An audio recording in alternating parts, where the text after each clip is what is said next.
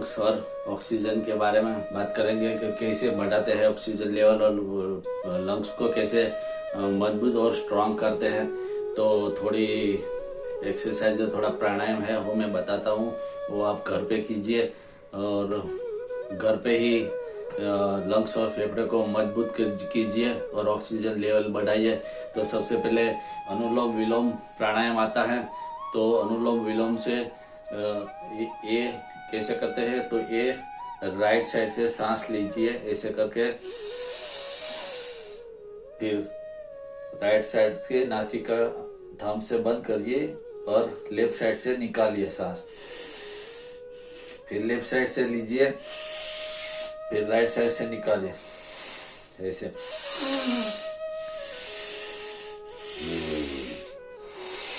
जो corona patient है या सांस की बीमारी है वो आराम से कीजिए, कोई जल्दबाजी नहीं है, आराम से कीजिए। थोड़ा सा हल्का सा, फिर हल्का सा बाहर निकालिए।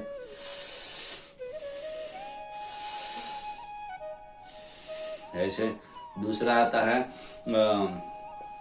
भ्रामरी प्राणायाम आता है। भ्रामरी प्राणायाम में थम्स को कान के और पर्दे को दबा दिए ऐसे, फिर एक उंगलियां ऊपर, 2 उंगलियां आइस पे और 1 उंगलियां नाक की भौं तक।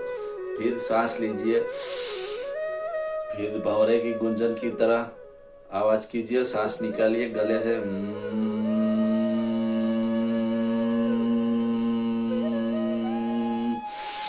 फिर लीजिए, पूरा सांस लीजिए, पूरी की पूरी अंदर सांस लीजिए, फिर निकालिए धीरे धीरे।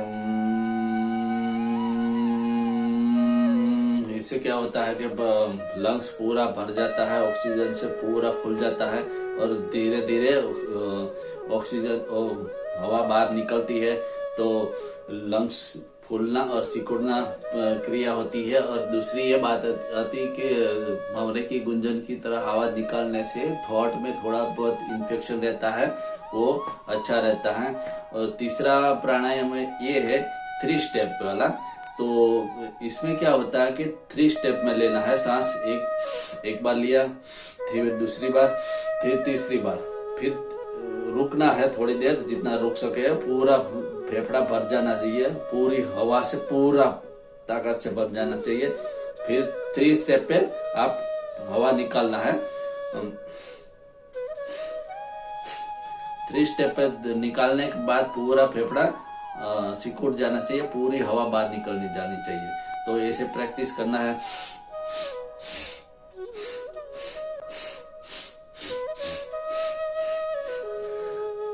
चौथा आता है ब्रीथ आउट ब्रीथ इन, ब्रीथ आउट ब्रीथ इन ऐसे। जो सांस की बीमारी या कोरोना की पेशेंट है या उसको अस्पताल से छुट्टी मिल गई या थोड़ी बहुत प्रॉब्लम है, तो उसे नॉर्मल लेनी है, कोई जल्दबाजी नहीं। फिर धीरे से निकालिए, फिर धीरे से छोड़िए। और उसके बाद आता है ब्रीथ जोर से लेना, फिर मुंह से फेंकना, फिर मुंह से फेंकना।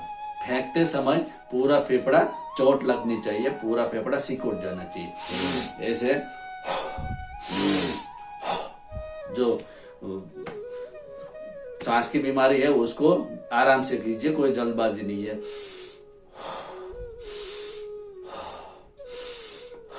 इससे क्या होता है कि आपकी बॉडी पूरी ऑक्सीजन जब भर जाएगी तो पूरे बॉडी में ऑक्सीजन लेवल बढ़ जाएगा। इस प्राणवायु भी बोलते हैं उसको। तो पूरे बॉडी में प्राण फैल जाता है, तो एक अलग तरह की ताजगी और एनर्जी फ्लो होगी।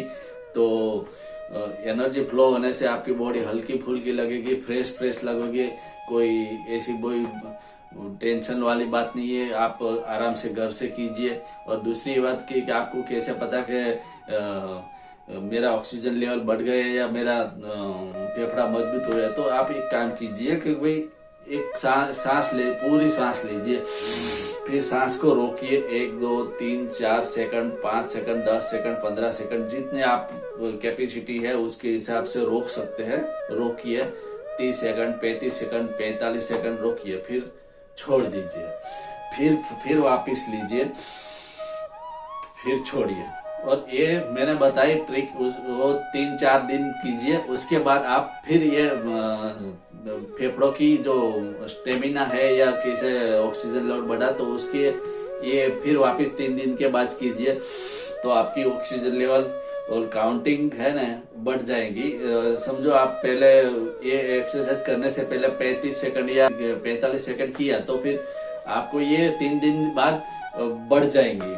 1 मिनट होगी, 50 सेकंड होगी। इससे धीरे धीरे आपका फेफड़ा मजबूत होगा और ऑक्सीजन लेवल बढ़ जाएगी। और टेंशन मत लीजिए, घबराइए मत, प्रैक्टिस कीजिए, अच्छा लगेगा। सुबह सुबह में कीजिए तो बेहतर होगा, खुली हवा में कीजिए और पूरा ऑक्सीजन लीजिए, छोड़िए आराम से। ये एक्सरसाइज करते वक्त आप थक जाएंगे, ऐसा लगे कि कोई थोड़ा हैवी लग रहा है तो आराम से बैठ जाइए, फिर रिलैक्स कीजिए, ब्रीथ ऊपर, सांस ध्यान दीजिए, सांस आई, सांस गई, सांस आई और गई, आराम से कीजिए। तो फिर आप फिर वापस नॉर्मल हो जाएंगे, रिलैक्स हो जाओगे। फिर प्रैक्टिस कीजिए, जब भी आप फ्री हो तो वो ये एक्सरसाइज कर सकते हो। आप ऑफिस में कर सकते हो, घर पे कर सकते हो, बैठे बैठे कर सकते हो, उसका कोई टाइमिंग नहीं है, कर सकते हो आराम से। तो कीजिए प्रैक्टिस और अपने स्वास्थ्य को अपने हाथ में है तो मजबूत बनाइए। धन्यवाद, नमस्कार। मेरा वीडियो लाइक कीजिए, शेयर करिए। नमस्कार।